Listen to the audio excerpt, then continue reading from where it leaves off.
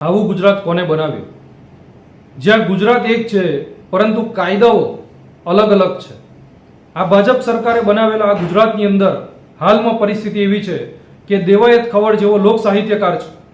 આ જ દેવાયત ખવડને અત્યારે સતત મીડિયાની અંદર ચાલી રહ્યું છે કે એક વ્યક્તિને જાનથી મારી નાખવાની કોશિશ કરી, 15થી વધુ લોકો એમની સાથે ભેગા મળી એમની ગાડીને ટક્કર મારી.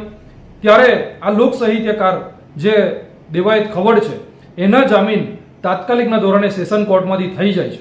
પરંતુ જે ડેડિયાપાડાના ધારાસભ્ય છે ચૈતરભાઈ વસાવા, આ શ્રી ચૈતરભાઈ વસાવાના જામીન આજે 1.5 મહિના ઉપરનો સમય થઈ ગયો, તેમ છતાં હજી સુધી એમના જામીન નથી થઈ રહ્યા, અને એ પણ હાઈકોર્ટમાંથી. ત્યારે આ શંકા ઉપજાવી રહી છે કે આ કેમ ચૈતરભાઈ વસાવાને ષડયંત્ર કરી અને જેલની પાછળ નાખ્યા છે.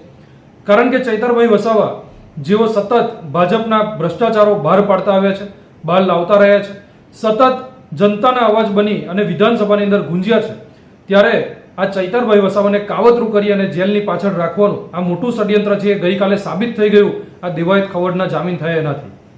દેવાયત ખવડના સેશન કોર્ટમાંથી જામીન થઈ જાય છે, પુરાવા છે, એના વિડીયો છે, એની ગાડીઓ બબ્બે જપ્તી છે પોલીસ સ્ટેશનની અંદર, તેમ છતાં એના જામીન થઈ જાય છે, રિમાન્ડ નામંજૂર કરવામાં આવે છે. પરંતુ ચૈતરભાઈ વસાવાના વિરુદ્ધની અંદર કોઈ પણ પ્રકારના પુરાવા નથી. નર્મદા જિલ્લા પોલીસ આજ દિન સુધી સીસીટીવી ફૂટેજ જાહેર નથી કરી શકી, તેમ છતાં ચૈતરભાઈને 1.5 મહિનાથી વધારે સમય થઈ ગયો.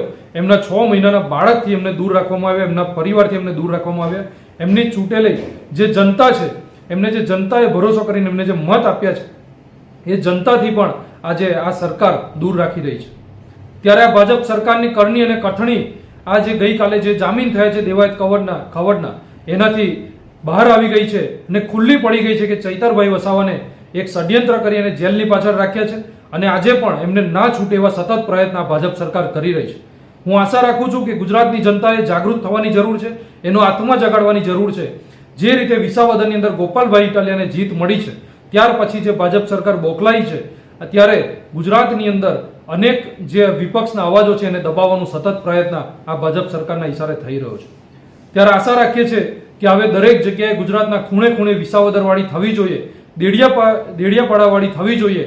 ત્યારે જ આ ગુજરાતની અંદર ભાજપ સરકારની જે અહંકાર છે એ અહંકાર થાળે આવશે. આપણે સૌ ભેગા મળી ચૈતરભાઈ વસાવાની હિંમત બનીએ અને ચૈતરભાઈ વસાવાના મજબૂત હાથ કરીએ એવી આશા રાખું છું. જય હિન્દ, વંદે માતરમ, ભારત માતા કી જય, જય જોહાર, જય સરદાર, જય માતાજી.